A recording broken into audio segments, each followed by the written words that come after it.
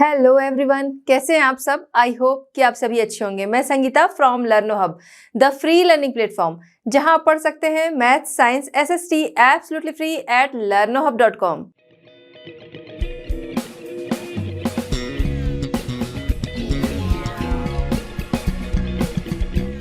बच्चों, आज हम डिस्कस करेंगे आईसीएसई क्लास 10। टॉपिक हमारा है major agencies of the United Nations Organisation.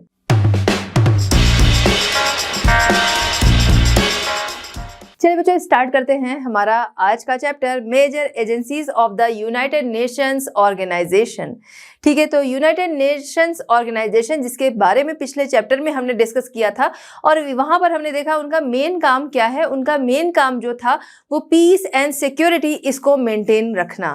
ठीक है, साथ ही साथ अगर कंट्रीज के बीच में कॉन्फ्लिक्ट हैं, डिस्प्यूट्स हैं, तो उनको ठीक करना, बातचीत के द्वारा उनको संभालना। अगर इस पे भी नहीं संभल रहा है तो एग्रेशन का रास्ता लेना, लेकिन युद्ध जैसी कंडीशन जो है वो ना होने देना। ठीक है, जस्टिस बॉडी जो है उनकी, उसका वर्ड जस्टिस बॉडी, उसका यूज करना। ठीक है, तो इसके द्वारा उन डिस्प्यूट्स को खत्म करना, लेकिन युद्ध वाली कंडीशन जो है वो ना आने देना। इसके लिए वो यूनाइटेड नेशन ऑर्गेनाइजेशन जो थी वो बनाई गई। ठीक है, अब हम बात करेंगे कि सेकेंड वर्ल्ड वॉर बहुत ज़्यादा नुकसान हुआ, कितने सारे लोगों की जान गई, कितने सारे लोग जो थे वो डिसेबल हो गए, कितने सारे लोग ऐसे थे जो कि घायल हो गए। ठीक है, तो अब यहाँ पर बहुत सारे बच्चे जो थे उनकी कंडीशन बहुत खराब हो गई। क्यों? क्योंकि उनके पास पेरेंट्स नहीं है, उनका क्या होगा। ठीक है, इसके अलावा सोशल, इकोनॉमिकल, रिलीजियस, कल्चरल, हर तरीके की प्रॉब्लम्स जो थी वो देखने को मिल रही थी। अब क्या था कि ये एजेंसी जो यूएनओ था उसके द्वारा कई सारी एजेंसीज बनाई गई जो कि सोशल, इकोनॉमिकल, कल्चरल, ठीक है, ये सारी चीज़ों को डेवलप कर सके, बच्चे हैं, विमेन हैं, उनकी देखभाल कर सके। ठीक है, तो इसलिए ये एजेंसीज जो थी वो इस्टेब्लिश की गई। अब ये सारी एजेंसीज जो बनाई गई, लगभग ये 16 एजेंसीज हैं जो अलग अलग चीज़ों की देखभाल करेंगी। अब जैसे कोई एक एजेंसी बना दी गई, उसमें कह दिया गया कि वो जो है हर एक चीज़ को मेंटेन करे, तो वो बेटर तरीके से मेंटेन होगा, या फिर हर चीज़ के लिए, हर प्रॉब्लम के लिए अलग अलग एजेंसीज जो हैं वो बनाई जाएंगी तो ज़्यादा मेंटेन होगा। ऑब्वियस है कि हर उसके लिए अलग अलग अगर एजेंसीज जो हैं वो बनाई जाएंगी अलग अलग कामों के लिए, अलग अलग प्रॉब्लम्स के लिए, तो वो ज़्यादा बेटर होगा। ठीक है, क्योंकि एक एजेंसी जो है वो सिर्फ एक चीज़ पे फोकस करेगी तो ज़्यादा बेटर तरीके से कर सकेगी। ठीक है, तो इसलिए यहाँ पर लगभग 16 एजेंसीज जो थी वो बनाई गई, और कि ये सारी चीज़ें जो है ऐसा डेवलपमेंट होना, लोगों का ध्यान रखना, जो बच्चे हैं, विमेन हैं, इनके डेवलपमेंट के लिए, एजुकेशन के लिए, साइंस के लिए, ये हर एक फील्ड जो है उसमें सुधार के लिए इन एजेंसीज को बनाया गया। ये एजेंसीज एनुअली रिपोर्ट करती हैं किसको? Economic and social council. हमने अभी 6 ऑर्गन्स देखे थे, ठीक है, उसमें डिटेल में हमने इसको नहीं देखा economic and social council, but उन ऑर्गन्स में से एक ये भी था, इकोनॉमिक एंड सोशल काउंसिल। तो ये जो ऑर्गेनाइजेशन, ये जो एजेंसीज बनी, ये रिपोर्ट करती है एनुअली किसको? इकोनॉमिक एंड सोशल काउंसिल को। ठीक है, तो स्टार्ट करते हैं। यहाँ पर हम लोग 3 एजेंसीज हैं तो बहुत सारी, बट हम लोग यहाँ पर 3 एजेंसीज जो है बस इनके बारे में ही डिस्कस करेंगे एज फॉर आपका जो सिलेबस है उसके अकॉर्डिंग। ठीक है, तो यहाँ पर हम सबसे पहले बात करेंगे किसके बारे में? यूनिसेफ। ठीक है, इसके बाद हम आएंगे WHO, उसके बाद हम आएंगे यूनेस्को। यही 3 आपके सिलेबस में है, हम लोग इसी को डिस्कस करेंगे। सबसे पहले बात करते हैं यूनिसेफ। ठीक है, तो यूनिसेफ क्या रहा? United Nations Children's Fund. ठीक है, इसका नाम जो पहले का नाम था वो था यूनाइटेड नेशंस, यहाँ ये है ना आई, यहाँ पे इंटरनेशनल, ठीक है, चिल्ड्रंस, या ये इमरजेंसी फंड। ठीक है, United Nations International Children's Emergency Fund, इसका पूरा नाम ये था। इसको फिर यहाँ से इंटरनेशनल और इमरजेंसी जो है ये वर्ड हटा दिए गए, बट इसका शॉर्ट फॉर्म जो है वो अभी भी यही है, यूनिसेफ। ठीक है, तो फिलहाल इसका नाम जो है यूनाइटेड नेशंस चिल्ड्रंस फंड। ठीक है, ये इसका नाम है। ये किस लिए काम करता है, यहाँ से समझ में आ रहा है। बहुत सारे बच्चे जो थे उनकी कंडीशन बहुत खराब हो गई थी, खासतौर से देखा जाए तो चाइना और यूरोप में। ठीक है, तो इसको सबसे पहले जानते हैं इस्टेब्लिश कब किया गया। इसको इस्टेब्लिश किया गया, ये कह सकते हैं इसकी फर्स्ट मीटिंग जो थी वो हुई थी, फर्स्ट सेशन इसका 1946 में। क्रिएट किसके द्वारा किया गया? क्रिएट किया गया ये जनरल असेंबली। ये यूएनओ का बहुत ही इंपॉर्टेंट पार्ट था, अभी हम लोगों ने देखा था, मेन ऑर्गन था। ठीक है, तो जनरल असेंबली के द्वारा इसको क्रिएट किया गया। इसका फर्स्ट सेशन जो था वो 1946 में था। यहाँ पर क्या था कि emergency needs of children in post war Europe and China, Europe और चाइना में बच्चों की कंडीशन जो थी बहुत ख़राब थी, उनको जल्द ही क्या थी, ज़रूरत थी उनकी देखभाल के लिए, और उसी के लिए इसको बनाया गया था। बाद में इसका जो एरिया था उसको और ज़्यादा एक्सपेंड कर दिया गया, यानी कि जो डेवलपिंग कंट्रीज़ हैं वहाँ के जो बच्चे हैं उनके डेवलपमेंट के लिए काम करना। ठीक है, तो 1950 में इसका प्रोग्राम जो था वो एक्सटेंड कर दिया गया, जैसा कि अभी हम लोगों ने समझा कि इस प्रोग्राम को और एक्सटेंड कर दिया गया। पहले इनके लिए ही बना था, यहाँ के बच्चों के लिए, अब ये डेवलपिंग कंट्रीज जो थी वहाँ के बच्चों के सुधार के लिए बना, उनके देखभाल के लिए। इसका जो हेडक्वार्टर है कहाँ है, न्यूयॉर्क। ध्यान रखना है इसका हेडक्वार्टर कहाँ है, न्यूयॉर्क में है। और इसके मेंबर्स की बात करें तो 30 मेंबर्स है। ठीक है, इस बोर्ड में 30 मेंबर्स हैं, बाकी तो इससे लोग जुड़ते जाते हैं उनकी अलग बात है, बट बोर्ड के जो मेंबर है वो 30 मेंबर हैं। ठीक है, इलेक्टेड होते हैं किसके द्वारा, मेंबर स्टेट के द्वारा इलेक्टेड होते हैं। और यहाँ पर डिसाइडेड इसका जो प्रोग्राम है, जो यहाँ पर मेंबर इलेक्ट होकर आते हैं, अब इसके जो भी प्रोग्राम्स हैं, ठीक है, कहाँ पर कितना फंड जो है वो देना है, किस तरीके की हेल्प जो है वो देनी है। अभी हमने बात किया कि डेवलपिंग कंट्रीज जो हैं उनके उद्धार के लिए, वहाँ के जो बच्चे हैं उनकी देखभाल के लिए ये काम करेगा। ठीक है, इस तरीके से इसका एरिया जो था वो एक्सपेंड हुआ।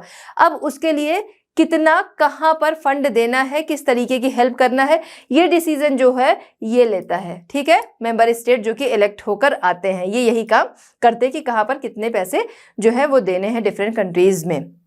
अब इसके लिए फंड कहाँ से आता है ये भी समझ लेते हैं। इसके लिए फंड आने की बात हमने अभी बात की थी पिछले चैप्टर में यूएनओ के बारे में। ठीक है, तो वहाँ पर भी क्या है, बहुत सारे फंड की ज़रूरत है।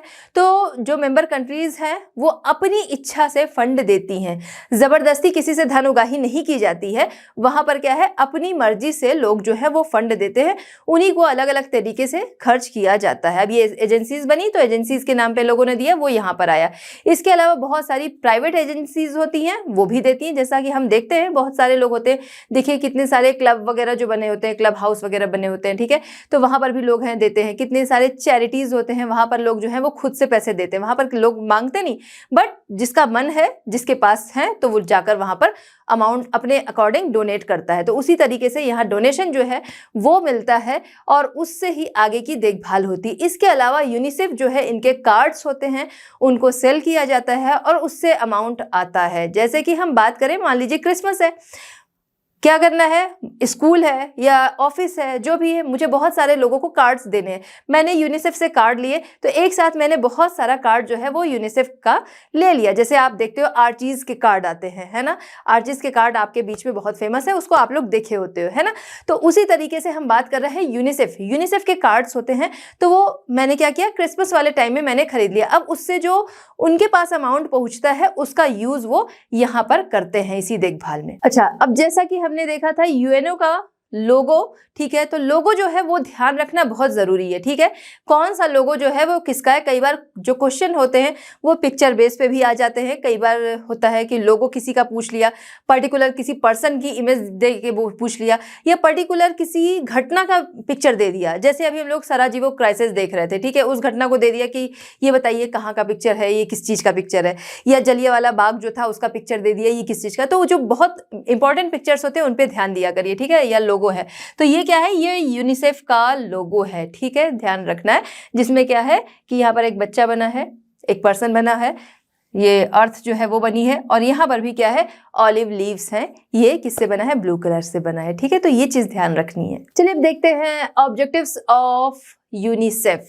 ठीक है, तो यूनिसेफ जो है उसके उद्देश्य क्या है वो हम लोग यहाँ पर समझेंगे। ठीक है, तो यहाँ जैसा हमने समझा कि वर्ल्ड वॉर के बाद ये मेन बनाया गया था किस लिए, बच्चों की देखभाल के लिए। ठीक है, तो बच्चों की देखभाल के लिए बहुत ज़रूरी क्या है, मदर की भी देखभाल करना। ठीक है, तो यूनिसेफ का मेन ऑब्जेक्टिव क्या है, मेन इसका उद्देश्य क्या है, कम लागत में कैसे बच्चों के वेलफेयर के लिए काम किया जा सके। जैसे कि बात करें कि मदर हो गई, ठीक है, उसका ध्यान रखना, मैटरनल, ठीक है, तो मैटरनल एंड चाइल्ड हेल्थ, ठीक है, इनका ध्यान रखना, इनके हेल्थ का ध्यान रखना, इनके न्यूट्रिशन का ध्यान रखना, और साथ ही साथ इम्यूनाइजेशन। ठीक है, बच्चों का टीकाकरण होता है। ठीक है, कितने सारे जो टीके होते हैं या फिर कह सकते हैं जो वैक्सीन होती हैं, ठीक है, जो कि बहुत ही ज़रूरी होती हैं उनकी वेलफेयर के लिए, या फिर कह सकते हैं बहुत सारी बीमारियों से उनको बचाने के लिए बहुत सारे टीके लगाए जाते हैं। आप सबने भी देखा होगा, आपको भी लगे होंगे, ठीक है। अगर उस समय का नहीं याद है तो अपने घर के अदर जो बच्चे हैं, अपने आसपास के बच्चे हैं, रिलेटिव्स के बच्चे हैं, उसके द्वारा आपको पता होगा कि छोटे बच्चे जो होते हैं उनको क्या है, वैक्सीन जो है वो लगाई जाती है, ठीक है। तो ये सारी चीज़ें करना जिससे कि बच्चे और उनकी मदर जो है उनके कल्याण का काम जो है वो किया जा सके, उनके अच्छे के लिए काम किया जा सके, ठीक है, उनका ध्यान रखा जा सके। न्यूट्रिशन, उनको न्यूट्रिशन जो है वो प्रॉपर मिल सके, इनका ध्यान रखना, ठीक है। तो ये इनका मेन ऑब्जेक्टिव है। चलिए बच्चों, अब देखते हैं यूनिसेफ के फंक्शंस के बारे में, ठीक है। तो इनके फंक्शंस क्या हैं? सिर्फ क्या बच्चों की देखभाल करना इस तरीके की कि उनको न्यूट्रिशन जो है वो मिल जाए, ठीक है, उनका वैक्सीनेशन जो है वो हो जाए, उनकी जो मदर है उनका ध्यान रखा जाए? नहीं, सिर्फ उतना ही नहीं है, इसका काम जो है वो बहुत ज़्यादा ब्रॉड है, ठीक है। बच्चों से रिलेटेड, बच्चों के वेलफेयर के लिए सिर्फ इतना ही नहीं कि उनको खाना जो है वही सही मिल रहा है, न्यूट्रिशन मिल रहा है, सिर्फ वही, बहुत कुछ है। आइए समझते हैं। It assists in the planning and extension of services benefit children, ठीक है। तो ये क्या करता है, जो रिलेटिव कंट्रीज हैं, ठीक है, रिलेटिव कंट्रीज हैं, यानी कि जैसा अभी हमने बात की कि ये डेवलपिंग कंट्रीज जो है वहाँ के बच्चों के वेलफेयर के लिए काम करता है, ठीक है। तो जिस कंट्री में ये जा रहा है, जहाँ के बच्चों के वेलफेयर के लिए काम कर रहा है, वहाँ उस कंट्री में पूरा बाकायदा प्लानिंग करना कि बच्चों को किन चीज़ों की प्रॉब्लम आ रही है, कैसी ज़रूरत है, वो सारी प्लानिंग करना और उसके अकॉर्डिंग इनके बेनिफिट के लिए चीज़ें अवेलेबल कराना, फर्स्ट। सेकेंड क्या है कि ये प्रोवाइड करता है फंड, किसके लिए? बच्चों की हेल्थ का जो ध्यान रख रहे हैं, ठीक है, न्यूट्रिशियस जो हो गए वो हो गए, ठीक है, जो साफ सफाई कर रहे हैं, हेल्थ एंड सैनिटेशन वर्कर्स हो गए वो इसके अलावा बच्चों को जो एजुकेशन देंगे वो, ठीक है। तो ये सारी चीज़ें जो देख रहा है, ठीक है, उसको क्या है, उसको भी ट्रेनिंग की ज़रूरत है। तो यहाँ ट्रेनिंग के लिए ये लोग जो हैं वो फंड अवेलेबल कराते हैं ट्रेनिंग के लिए। किसकी ट्रेनिंग? जो बच्चों की देखभाल करेंगे, हेल्थ एंड सैनिटेशन वर्कर्स हो गए, टीचर्स हो गए, न्यूट्रिशियस हो गए, चाइल्ड वेलफेयर स्पेशलिस्ट हो गए, इन सभी की ट्रेनिंग जो है उसके लिए ये फंड अवेलेबल कराता है, ठीक। सिर्फ इतना नहीं, बच्चों की पढ़ाई लिखाई का इंतजाम करना है तो उनके लिए पेपर हो गया, बैग हो गई, बुक हो गई, स्टेशनरी हो गई, ये सारी चीज़ें अवेलेबल कराना, ठीक है। इसके अलावा उनको सेफ ड्रिंकिंग वाटर जो है वो मिल सके, उसके लिए पाइपलाइन जो है उसकी व्यवस्था करना, इक्विपमेंट्स जो हैं उनकी व्यवस्था करना, हर एक चीज़ जो कि बच्चों के वेलफेयर के लिए है वो सारी चीज़ें एंड अदर एड्स जो है वो सारी चीज़ों की ये व्यवस्था करता है। इसके अलावा यूनिसेफ जो है वो क्या करता है, रिलेटेड जो कंट्रीज हैं वहाँ की गवर्नमेंट से मिलता है। सिर्फ अर्बन या सिर्फ रूरल एरियाज नहीं, अर्बन और रूरल दोनों एरियाज जो हैं उन दोनों जगहों पर मैटरनल एंड चाइल्ड दोनों की हेल्थ, दोनों के न्यूट्रिशन, दोनों के सेफ ड्रिंकिंग वाटर, इसके लिए बाकायदा प्लानिंग करना और साथ ही साथ उसको डेवलप कैसे करना है इसके लिए ये हेल्प करता है, ठीक है। कि प्लानिंग तो हमने कर ली, अब उसको आगे काम कैसे करना है, या बिना प्लानिंग के तो कोई काम जो है वो सही तरीके से हो नहीं सकता, भाई कुछ तक वो चीज़ पहुँचेगी, कुछ तक नहीं पहुँचेगी, ठीक है। तो इसके लिए बाकायदा प्लानिंग करना और उसके बाद उस पर काम करना, इसमें ये गवर्नमेंट की हेल्प करता है, ठीक है। इसके अलावा अगर हम बात करें, यूनिसेफ जो है वो सिर्फ और सिर्फ जो लॉन्ग टर्म प्रोसेस हैं, जैसे कि हम बात करें बच्चों के लिए, अभी यहाँ पर बात हो रही, तो बच्चों के लिए जो लॉन्ग टर्म प्रोग्राम है सिर्फ उन पे ही काम नहीं करता। जैसे बच्चे जो है उनको न्यूट्रिशन जो है वो मिल जाए, उसको सेफ ड्रिंकिंग वाटर है मिल जाए, उसको माहौल ठीक मिले, ठीक है, उसकी एजुकेशन जो है वो सही तरीके से हो सके, उसको न्यूट्रिशन सही मिले, उसकी हेल्थ का ध्यान रखा जाए, ठीक है, सिर्फ इस पे ही काम नहीं करता। जो अचानक से कोई प्रॉब्लम आ जाती है उसमें भी बच्चे और मदर जो है उन दोनों की हेल्प ये करता है, ठीक है। जैसे हम बात करें इमीडिएट नीड्स जो हैं अगर ऐसी आ जाती हैं तो इन पर भी यूनिसेफ जो है वो हेल्प करता है। जैसे हम बात करें नेचुरल डिजास्टर आ गए, मान लीजिए कहीं अर्थक्वेक आ गया, ठीक है, साइक्लोन्स आ गए, ठीक है, इन सब की वजह से क्या है बहुत ज़्यादा फ्लड हो गया, बहुत सारा नुकसान होता है, ठीक है। तो ऐसे में क्या है वो यहाँ पर हेल्प करता है बच्चों की और उन मदर की, ठीक है। अब जैसे यहाँ पर दिख रहा है, यहाँ पर आपको दिख रहा होगा ये क्या है, ये यूएनओ का लोगो दिख रहा है, यहाँ पर क्या है यूनिसेफ लिखा भी है और यूनिसेफ का लोगो दिख रहा है, फॉर एवरी चाइल्ड, ठीक है, हर चाइल्ड के लिए। यहाँ पर है फ्लड इमरजेंसी रिस्पांस 2022 बलूचिस्तान, ठीक है। तो यहाँ पर क्या है इमीडिएट सर्विस जो है वो, क्योंकि फ्लड आ गई उसकी वजह से प्रॉब्लम हो गई तो इमीडिएट सर्विस यहाँ पर ये दे रहा है, ठीक है। और यह क्या लिखा है, for every child, her child के लिए ये सर्विस जो है वो अवेलेबल है। ठीक है, तो इस तरीके से जब अचानक से कोई प्रॉब्लम आ जाती है उसमें भी ये हेल्प करता है। ठीक है, इसके अलावा क्या करता है कि जो डिजीज होती हैं बहुत सारी, उनकी भी रोकथाम के लिए काम करता है, उनके प्रिवेंट के लिए, उनको रोकने के लिए काम करता है। जैसे हम बात करें मलेरिया हो गया, कई बार होता है मलेरिया, देखिए जब हो रहा है तो बहुत सारे लोगों को एक साथ होता है। ठीक है, तो ऐसी जगहों पर वो काम करता है। या फिर ट्यूबरकुलोसिस, ये जो प्रॉब्लम है टीबी वाली, ठीक है, जिसको हम लोग टीबी कहते हैं शॉर्ट फॉर्म, तो ट्यूबरकुलोसिस जो है ये पहले के टाइम में बहुत ज़्यादा होती थी।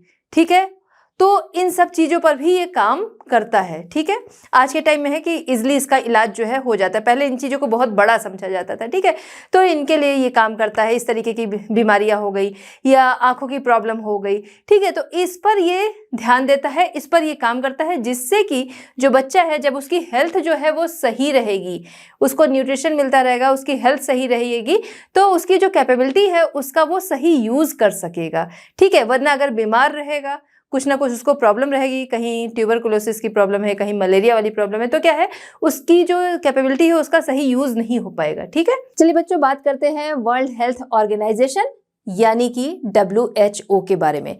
WHO नाम से समझ में आ रहा है, वर्ल्ड हेल्थ ऑर्गेनाइजेशन यानी हेल्थ से रिलेटेड होगा। बिल्कुल, ये वर्ल्ड लेवल पर ह्यूमन हेल्थ जो है उनके लिए काम करते हैं, जो ह्यूमन हेल्थ से रिलेटेड जो प्रॉब्लम्स होती हैं उनका सल्यूशन, एंड अदर कंट्रीज जो है उनसे उनके सल्यूशन के लिए सपोर्ट लेना, एंड ड्रग्स जो होती है, मेडिसिन वगैरह होती हैं, उन सभी फील्ड में काम करना, ये WHO का काम है। ठीक, अब हम आते हैं WHO के ऑब्जेक्टिव्स क्या है। सबसे पहले उसका लोगो जो है वो हम यहाँ पर ध्यान रखेंगे कि लोगो इसका क्या है।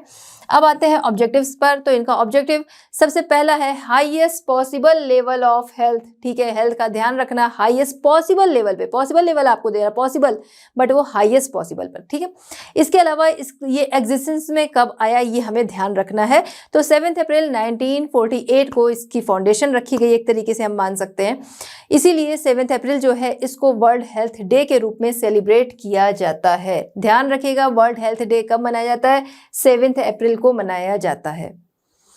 अब हम बात कर रहे हैं वर्ल्ड हेल्थ असेंबली। क्या है वर्ल्ड हेल्थ असेंबली? हमने इसके पहले यूएनओ देखा, यूएनओ के जो नेशन मेंबर्स हैं वो सभी क्या हैं, वो सभी इसके मेंबर्स हैं, जिसको कि वर्ल्ड हेल्थ असेंबली कहा जाता है। अब ये वर्ल्ड हेल्थ असेंबली जो है इनकी एनुअल मीटिंग होती है, हर साल इनकी मीटिंग होती है, जहां पर हेल्थ से रिलेटेड जो भी प्रोग्राम पॉलिसी है कि आगे हम क्या करना है, तो पॉलिसी, प्रोग्राम एंड उन प्रोग्राम के लिए क्या बजट आएगा, ये सारी चीज़ें यहाँ पर निश्चित की जाती हैं। जाहिर सी बात है, मीटिंग होगी तो उसके लिए आगे की प्लानिंग वगैरह होगी, वही यहाँ पर होता है। इसका हेडक्वार्टर ध्यान रखना है कि स्विट्जरलैंड में, जेनेवा में है। चलिए बात करते हैं WHO के फंक्शंस के लिए। ठीक है, तो WHO जो है वो क्या करता है, हेल्थ के लिए काम करता है। किसकी? World health. ठीक है, तो ये इसी तरीके से कह सकते हैं हेल्प जो है वो प्रोवाइड कराता है, चाहे इंडिविजुअली हो या फिर कम्युनिटी बेस पर हो, उनके लिए बेसिक इंफ्रास्ट्रक्चर जो है उनकी हेल्थ के लिए वो अवेलेबल कराना। ठीक है, कि और इसके अलावा क्या है, उनकी हेल्थ जो है वो सही रह सके, इसके लिए हेल्प करना। ठीक, इसके अलावा क्या करता है, ये प्रमोट करता है रिसर्च को जो रिक्वायर्ड होती है, किस लिए, किसी भी डिजीज के लिए। जैसे हमने अभी देखा, अभी कोविड का नाम हम लोग इसलिए लेते हैं कि इस चीज़ को हम लोगों ने अभी फेस किया, इस दौरान हम लोगों ने बहुत सारी चीज़ें जो थी वो समझी। ठीक है, तो उसके लिए क्या है, उसका जो वैक्सीन वगैरह बना, तो ये क्या हुआ, बाकायदा रिसर्च हुआ। ठीक है, तो इन सबको ये क्या करता है, इन सबको प्रमोट करता है, इस तरीके के रिसर्च की। कोई भी डिजीज़ जो है उसको रोकने के लिए, उसकी जो ड्रग्स हैं उनको बनाने के लिए, इन सब के रिसर्च को ये प्रमोट करता है। ठीक, इसके अलावा क्या है, मेजर रोल ये करता है किसमें, सेफ ड्रिंकिंग वाटर जो है वो अवेलेबल कराने में, साथ ही साथ जो वेस्टेज होता है, ठीक है, वेस्ट डिस्पोजल फॉर ऑल। ठीक है, तो इसकी ये व्यवस्था कराता है। देखिए क्या है, सेफ ड्रिंकिंग वाटर तो जो है वो अवेलेबल करा दिया, अब वेस्ट डिस्पोजल जो है वो इधर उधर कहीं भी पड़ा रहेगा, उससे क्या है, बीमारियां बहुत ज़्यादा फैलती हैं, ये हम सभी को पता है। ठीक है, इसीलिए कहा जाता है कि कूड़ा जो है वो डस्टबिन में ही डालना चाहिए, इधर उधर कहीं भी नहीं फेंकना चाहिए। ठीक है, तो ये क्या है, तो इन चीज़ों के लिए ये काम करता है, जिससे कि क्या है, हेल्थ जो है वो सबकी सही रह सके। Safe drinking water and adequate waste disposal for all. ठीक है, तो इसका काम ये करता है। ठीक है, इसके अलावा इन्होंने ऑर्गेनाइज किया था international drinking water supply and sanitation, इसी के लिए तो ये काम कर रहा है। अभी हम लोगों ने यहाँ देखा थर्ड पॉइंट, ठीक है। तो ये इस तरीके का डिकेड जो था वो ऑर्गेनाइज किया गया था 81 to 90, ठीक है, तो उसको ये नाम दिया गया। इसके अलावा इफेक्टिव इम्यूनाइजेशन जो है ये कराता है सभी बच्चों के लिए, मेजर खास तौर से जो मेजर 6 डिसीज हैं उनके लिए, ठीक है। बच्चों को ये वाले जो टीके हैं या ये वाली जो वैक्सीन है वो अवेलेबल कराना, जिससे कि जड़ से इन बीमारियों को हटाया जा सके। खास तौर से ऐसी डिजीज जो कि एक से दूसरे में फैलती हैं, इस पे इसकी रोकथाम के लिए, इसके प्रिवेंट के लिए ये बहुत ज़्यादा काम करता है, ठीक है। जैसे हम बात करें पोलियो था एक टाइम में, हमने देखा बहुत ज़्यादा था। अब इसके बाद ये हुआ कि हम पोलियो ड्रॉप्स जो हैं वो बराबर दी जाने लगी, और जिसकी वजह से पोलियो के केसेस जो थे वो कम होते होते होते ना के बराबर से हो गए, ठीक है। इसके अलावा पोलियो हो गया, टिटनेस हो गया, डिप्थीरिया हो गया, ट्यूबरकुलोसिस हो गया, वुपिंग कफ हो गया, मेसल्स हो गया जिसको हम कहते हैं चिकन पॉक्स, माता आना, ठीक है। कहते हैं ना कि देवी माता निकली हैं, उसके लिए इस तरीके से लोग जो वर्ड यूज़ करते हैं। छोटे छोटे जो दाने हो जाते हैं, छोटे बड़े कई तरीके के होते हैं, ठीक है। तो ये क्या है, ये चीज़ ऐसी है जो एक से दूसरे में फैलती है। तो इसके लिए क्या है, वैक्सीनेशन जो है बच्चों का बचपन से ही होता है, जिससे कि इस तरीके की प्रॉब्लम जो है वो ना हो, और बाई चांस अगर किसी को ये चीज़ें हो गई तो उससे बहुत ज़्यादा नुकसान ना हो, ठीक है।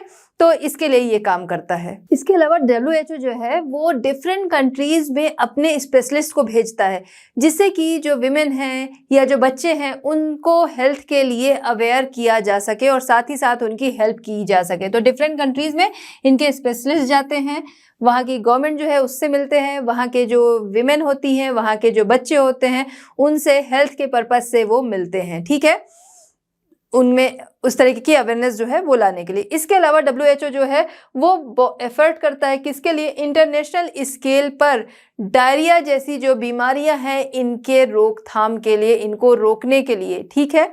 डायरिया एक ऐसी बीमारी जो कि जानलेवा बीमारी है और अक्सर छोटे बच्चों में बहुत ज़्यादा होती है, ठीक है।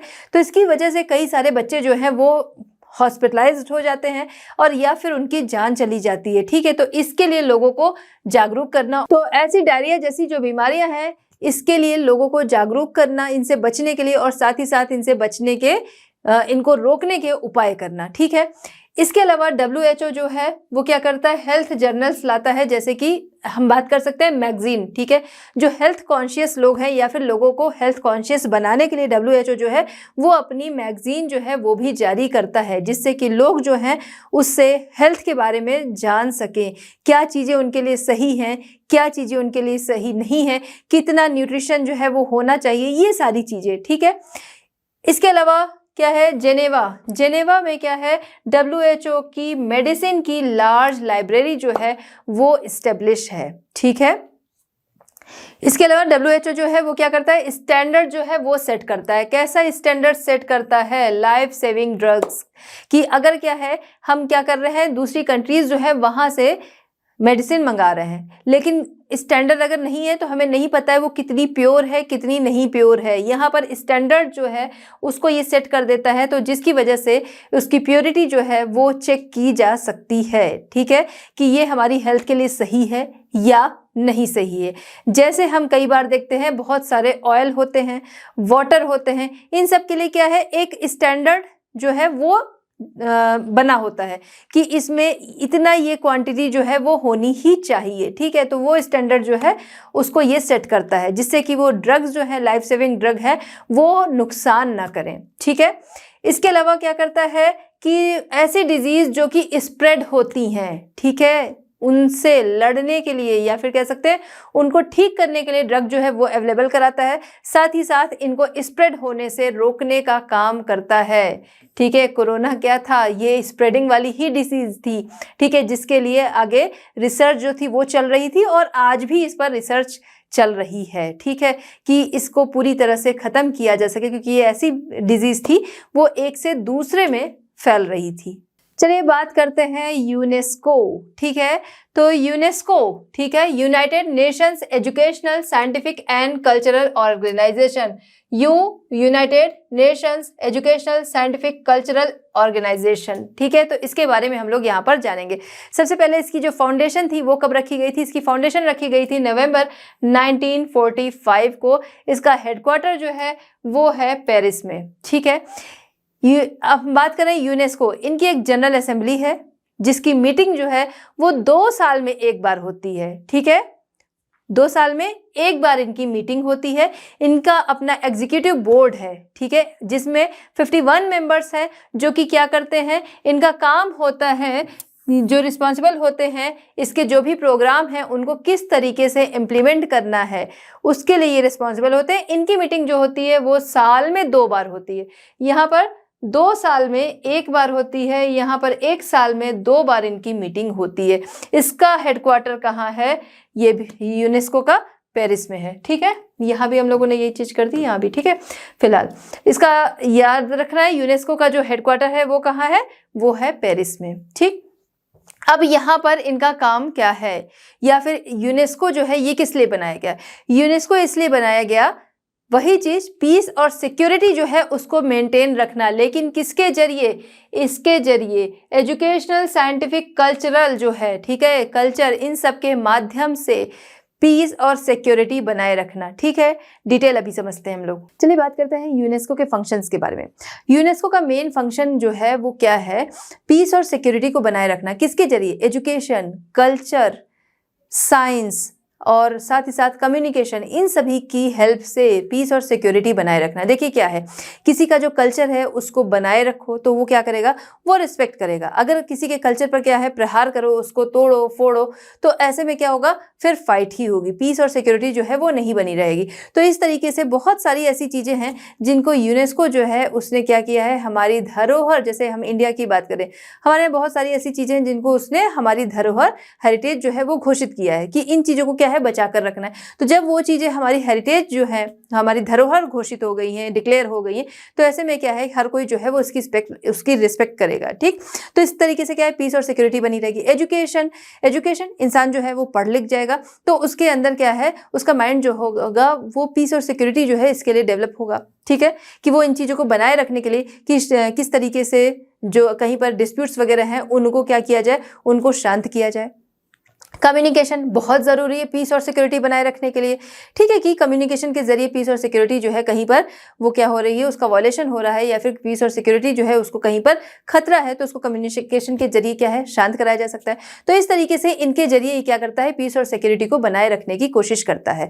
आइए हम 1 बाय 1 हर फील्ड में देखते हैं। सबसे पहले हम बात करेंगे यहाँ पर क्या main purpose is to promote peace and security through education, science, culture and communication. इनके जरिए ये क्या करता है, पीस और सिक्योरिटी को प्रमोट करता है। सबसे पहले बात करेंगे हम field of education. Field of education, यहाँ पर एजुकेशन को ये बढ़ावा देता है। एजुकेशन में क्या है, साइंस भी आएगा तो साइंस को बढ़ावा देता है। एजुकेशन में टेक्नोलॉजी भी आएगी कि टेक्नोलॉजी के जरिए क्या है, एजुकेशन प्राप्त करना, दूसरों तक पहुंचाना, तो इन चीजों को ये प्रमोट करता है। ठीक है, expand and guide education in different countries of the world to remove illiteracy. तो इलिटरेसी जो है इसको रिमूव करने के लिए कंट्री के वर्ल्ड के डिफरेंट जो कंट्रीज हैं वहाँ पर ये क्या करता है, जाता है और लोगों को गाइड करता है कि किस तरीके से इलिटरेसी जो है उसको हटाया जा सके। इसके लिए टेक्नोलॉजीज वगैरह हर चीज़ का जो है वो यूज़ किया जाता है, उसका सहारा लिया जाता है। इसके अलावा भाई एजुकेशन को बढ़ावा देना है तो भाई टीचर्स जो हैं उनको भी ट्रेन करना ज़रूरी है। तो इसके लिए जो यूनेस्को है वो train teachers, planners and administrators, ठीक है, टीचर्स, प्लानर्स एंड एडमिनिस्ट्रेटर्स जो है इनको ट्रेन करने के लिए स्कूल्स जो हैं वो भी ओपन करता है। सही ट्रेनिंग पाकर वो सही तरीके से एजुकेशन जो है उसको डेवलप कर सकेंगे। इसके अलावा क्या करता है, बहुत सारी लाइब्रेरीज जो हैं जगह जगह वो खुलवाना और एग्जीबिशंस के लिए अरेंजमेंट कराना, ये काम भी यूनेस्को करता है। तो इस तरीके से हम देखते हैं कि एजुकेशन को प्रमोट करता है। चलिए बात करते हैं यूनेस्को के साइंस के फील्ड पे क्या फंक्शन है।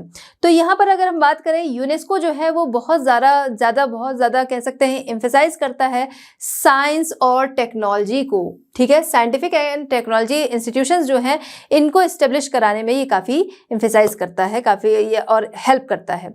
क्यों? जिससे कि किसी भी कंट्री के जो रिसोर्सेज हैं उनका सही यूज हो सके। अब जैसे ये लैंड है, इसके नीचे क्या है हमें पता नहीं है, साइंस ने उसकी खोज की, हमें पता चल गया अच्छा ये कॉपर है, इसका इस तरीके से यूज हो सकता है, हमने जाना, बहुत सारा उसका यूज जो है वो होने लगा। लेकिन क्या है, हमें उसका निकालना नहीं पता, हमें उसके बारे में पता है, हमें उसका यूज पता है, बट हमारे पास टेक्नोलॉजी जो है वो नहीं है कि हम उसे निकाल सकें, या हम उसे निकालते हैं तो बहुत ज़्यादा उसका खर्चा आता है, तो जो कि कोई मायने नहीं रखता। अब उसको कम खर्चे में कैसे निकाल सकें, ठीक, कि उसकी जो वैल्यू है वो सही हमें मिल सके। तो इसलिए ये इस्टेब्लिश कराता है साइंस एंड टेक्नोलॉजी इंस्टीट्यूशन, जिससे कि किसी भी कंट्री के जो रिसोर्सेज हैं उनका सही यूज हो सके। इसके अलावा इंटरनेशनल साइंटिस्ट जो हैं उनकी मीटिंग को अरेंज कराता है। अब जाहिर सी बात है, साइंटिस्ट मिलेंगे, बहुत सारे थॉट्स जो हैं वो ट्रांसफर होंगे और ये डेवलपमेंट को प्रमोट करेंगे। पीस, जस्टिस, ह्यूमन राइट्स, ये कौन नहीं चाहता, सभी चाहते हैं। तो इसके लिए सोशल साइंस को एज अ इंस्टीट्यूशन ये प्रमोट करता है, ठीक है। इसके अलावा क्या करता है कि scientific and technological man power, इसके बीच का जो इम्बैलेंस है इसको करेक्ट करने की कोशिश करता है। नेक्स्ट है कि ये किसी को भी, यहाँ पर है ना कि it does not spare even social and human science, किसी को भी नहीं छोड़ता, यानी कि ये सारी प्रोग्रेस तो है, पर्टिकुलर हम देखें विमेन है, यूथ है, इन सब की भी कंडीशन को सुधारने की कोशिश करता है। चलिए बात करते हैं कल्चरल फंक्शन, ठीक है। तो यूनेस्को के जो कल्चरल फंक्शन है, कल्चरल फील्ड के फंक्शन, उनके बारे में हम जानते हैं। तो यूनेस्को क्या करता है, वो प्रमोट करता है कल्चरल वैल्यूज को, ठीक है, नेशनल एंड कल्चरल वैल्यूज को इनकरेज करता है, साथ ही साथ प्रमोट करता है किसको, जो कल्चर है उसकी स्टडी को, उसके डेवलपमेंट को, उसके रिसर्च को, जिससे कि लोग जो है उसके बारे में जान सकें, ठीक है, पहली चीज। दूसरी चीज, जैसे अगर हम देखें हमारे यहाँ की कितनी सारी ऐसी चीज़ें हैं जिनको कि यूनेस्को ने वर्ल्ड हेरिटेज का दर्जा दिया है, यानी कि ये कुछ डिफरेंट सी चीज़ें हैं जिनको कि हमें प्रिवेंट करना चाहिए, जिनका हमें संरक्षण करना चाहिए। अब सोचिए पूरे वर्ल्ड से कितनी सारी चीज़ें होंगी, हमारे ही यहाँ से बहुत सारी ऐसी चीज़ें हैं जिनको कि जगह मिली है यूनेस्को के वर्ल्ड हेरिटेज विश्व धरोहर की लिस्ट में। जैसे हम बात करें अजंता एलोरा की गुफाएं हो गई, ये बिल्कुल डिफरेंट चीज़ें हैं, ठीक है। हम बात करें कर्नाटक का हो गया हम्पी, ठीक है, वो हो गया, उड़ीसा का सूर्य मंदिर हो गया, आगरा फोर्ट हो गया, आगरा का ताजमहल हो गया, ठीक है। ये ऐसी चीज़ें हैं जिनको वर्ल्ड हेरिटेज का दर्जा दिया गया है। सिर्फ इसमें बिल्डिंग्स या टेम्पल्स जो है उनको ही जगह नहीं मिली है, बहुत सारी चीज़ें हैं भाई, टेम्पल्स हो गए, कुछ बिल्डिंग्स हो गई, लेक हो गया, ठीक है, एराइड एरिया हो गया, ठीक, इसके अलावा फोर्ट हो गए, इन सभी में जो यहाँ तक कि सिटी, जयपुर सिटी हमारी जो है, ठीक है, उसको वर्ल्ड हेरिटेज का दर्जा दिया गया है कि ये कुछ डिफरेंट सी चीज़ें हैं और इनका संरक्षण किया जाना चाहिए। ये क्या है, ये कल्चरल वैल्यूज़ के लिए बहुत ज़्यादा ज़रूरी है, ठीक है। तो इस तरीके के काम यूनेस्को जो है वो करता है कल्चरल फील्ड में। इसके अलावा क्या करता है, अटेंशन पे करता है कल्चरल डेवलपमेंट के लिए, किसके थ्रू, मीडियम ऑफ फिल्म्स, ठीक है। तो फिल्म्स के थ्रू क्या है, फिल्म्स भाई लोगों को देखना पसंद होता है, ठीक है। अब इस पर छोटी छोटी मूवीज़ जो है वो बना दी गई, बड़ी मूवीज़ बना दी गई कि उसके द्वारा क्या किया जाए, कल्चरल डेवलपमेंट जो है वो किया जा सके, ठीक है। इसके अलावा ये क्या करता है, कल्चरल मिशन जो है वो डिफरेंट कंट्रीज़ में भेजता है। कल्चरल मिशन जो है वो डिफरेंट कंट्रीज़ में जाते हैं जिससे कि क्या है, अलग अलग कल्चर को वो समझें, ठीक है, अलग अलग कल्चर जो है वो इससे प्रमोट हो और इस तरीके से लोग जो है एक दूसरे के कल्चर को समझ सकें, ठीक है। डेवलपमेंट ऑफ मटेरियल कॉन्टेक्ट्स, उनका कॉन्टेक्ट होगा तो, और जो कि फ्यूचर में प्रमोट करेगा पीस एंड प्रॉस्पेरिटी, ठीक है। अब बात करते हैं in the field of communication. तो यूनेस्को जो है कम्युनिकेशन के फील्ड में भी काफ़ी प्रोग्रेस करता है। जैसे हम बात करें कि कम्युनिकेशन फील्ड के लिए अगर बात करते हैं तो इन्फॉर्मेशन है उसका प्रसार जो है, डिसेमिनेशन, वो किस तरीके से ज़्यादा हो सके, बैलेंस्ड रूप में हो सके, इसके लिए ये काम करता है। इसके अलावा मीडिया, प्रेस, फिल्म, इन सब की क्वालिटी जो है वो इम्प्रूव करने के लिए काम करता है वो थ्रू आउट द वर्ल्ड। इसके अलावा ये पूरा पूरा एफर्ट लगाता है किसके लिए, मीडिया एंड प्रेस इनकी इंडिपेंडेंस के लिए, कि इनकी इंडिपेंडेंस के जो प्रिंसिपल्स हैं उनको आगे बढ़ाने के लिए ये पूरा पूरा एफर्ट करता है।